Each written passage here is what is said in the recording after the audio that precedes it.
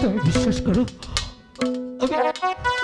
আমি তোমাকে আমার মন প্রাণ উজাড় করে ভালোবাসি।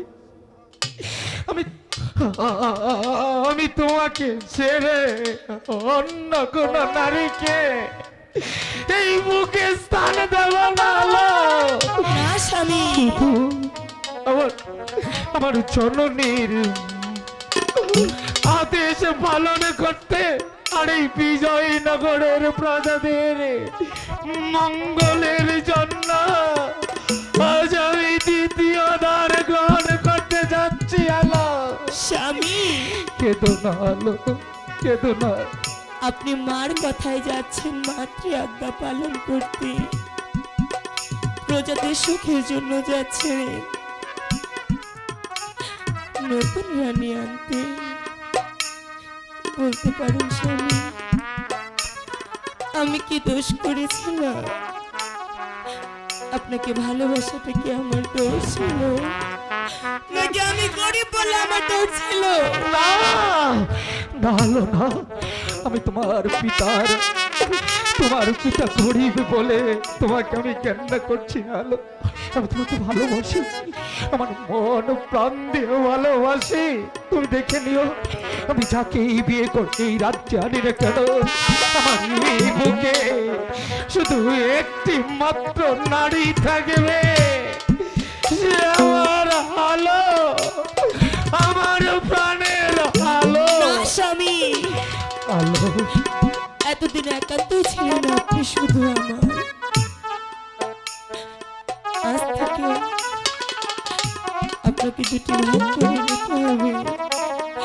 এই পৃথিবীতে সব মেয়ে মানুষ সবকিছু ভাগে দিতে পারে, কিন্তু তার স্বামীর ভাগে যে কি সে কোনো এনে দিতে পারে না। স্বামী, ঠাকুর বলে দাও, ঠাকুর বলে দাও, আমি এখন কোন পথে যাবো?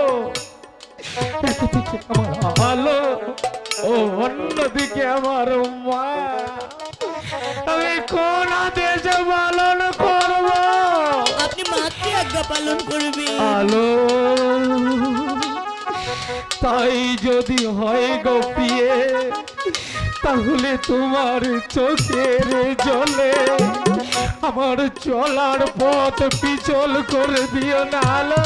না স্বামী, এই পৃথিবীর কারো বিছাবা আমার গায়ে লাগবে কিনা আমি জানি না, কারো চোখের জলে আমার পথ বিচল হবে কিনা জানি না, কিন্তু তোমার অভিশাপ, তোমার চোখের আলো আমার পথ বিচল করে দেবে আলো।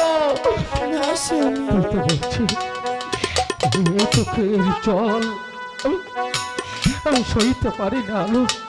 ও চোখ থেকে এক ফোঁটা জল যেন গড়ে না পড়ে, তাহলে এই বুক থেকে রক্ত করে পড়ে আলো, রক্ত।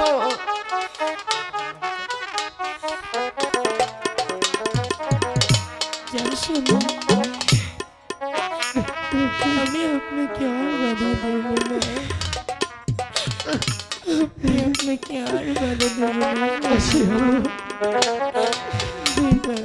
আসি।